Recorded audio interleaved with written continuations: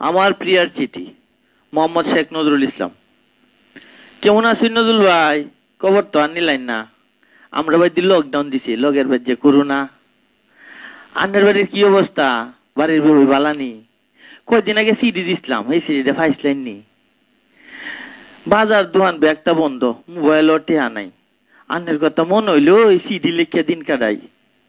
CD দেওয়া ঝামেলা গো, বাইতে দে না বাইর হইতাম। মনে কি আর এটা মানে কোনছে আমি কি আরতাম। এই দিন একটা বেডি আইসিন ভিক্ষা শিক্ষা মাগে। এই বেডির বাড়ি বলে আন্নের বাড়ির লোকে। কি যে বালা লাগছে এই দিন, কেমনে বুঝাইতাম। মনটা চাইছিন আমনের কথা উড়ি গুড়ি ব্যাগটা জিগাইতাম। ব্যাগ কথা কইতারছি না, মায়া আসিন দাঁড়ো। বেডিরে যে ইশারা দেয়া নিছি কলের ভারো।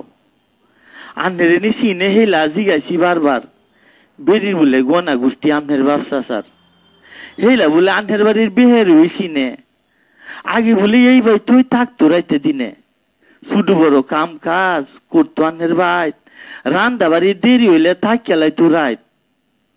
মায়া মনে বুঝ জ্বালাইছে আমি যে কি কইছি। বেটিরে যে আউলো নিয়ে নানতা জিগাইছি।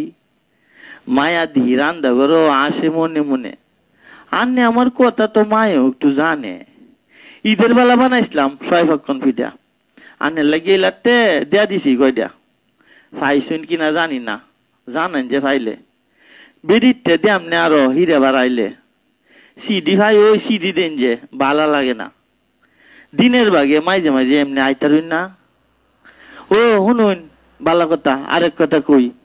রাইতে কিন্তু আইন না যে মনে এলো যতই। আমরা বাড়ির সাইরানি দেয়া পুলিশে ভরা। বাড়ির সামনেও ফতের মাই দে বাঁশ দিয়ে দিছে বেড়া। আপাতত সিডি দেন যে আমার লাগতো না। আন্নে আমার দেহা হইব গেলে করু না।